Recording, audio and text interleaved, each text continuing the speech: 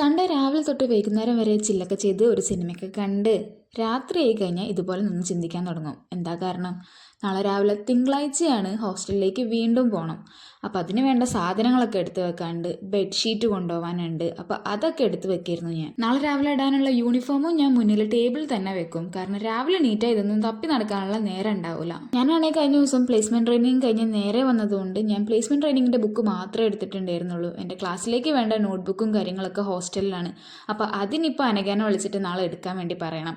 പിന്നെ ഞങ്ങൾക്ക് ഈ ഒരു വീക്ക് എക്സാം വരുന്നുണ്ട്. അപ്പോൾ അതിന് വേണ്ട സാധനങ്ങളും എടുത്തു വെക്കായിരുന്നു. ഇതുപോലത്തെ പഴയ റെക്കോർഡുള്ള പേപ്പേഴ്സിലാണ് ഞാൻ എക്സാം ആകുമ്പോൾ എഴുതി പഠിക്കാറ്. അപ്പോൾ എക്സാം ആകുമ്പം ഈ പേപ്പർ ഇമ്പോർട്ടൻ്റ് ആണ്. ടേബിളിൻ്റെ മേലെ ഞാൻ എപ്പോഴും ഒരു ഡെസ്ക്ടോപ്പ് കലണ്ടർ വെക്കാറുണ്ട്. ഇമ്പോർട്ടൻറ്റ് ഡേറ്റ്സും പിന്നെ എക്സാം ഒക്കെ വരുമ്പോൾ അതിലാണ് ഞാൻ എല്ലാ കാര്യങ്ങളും മാർക്ക് ചെയ്ത് വെക്കുക. ഇപ്പോൾ ന്യൂ ഇയർ ആയിട്ട് പുതിയ കലണ്ടർ കിട്ടാത്തതുകൊണ്ട് പഴയ കലണ്ടർ വെച്ചിട്ട് തന്നെ ഒരു പുതിയതൊന്നും ഉണ്ടാക്കിയാലോ എന്ന് വെച്ചിട്ടൊക്കെ എടുത്തു വെച്ചതായിരുന്നു. പക്ഷേ ഈ വീക്ക് എന്താ അത് ഉണ്ടാക്കാൻ പറ്റിയില്ല.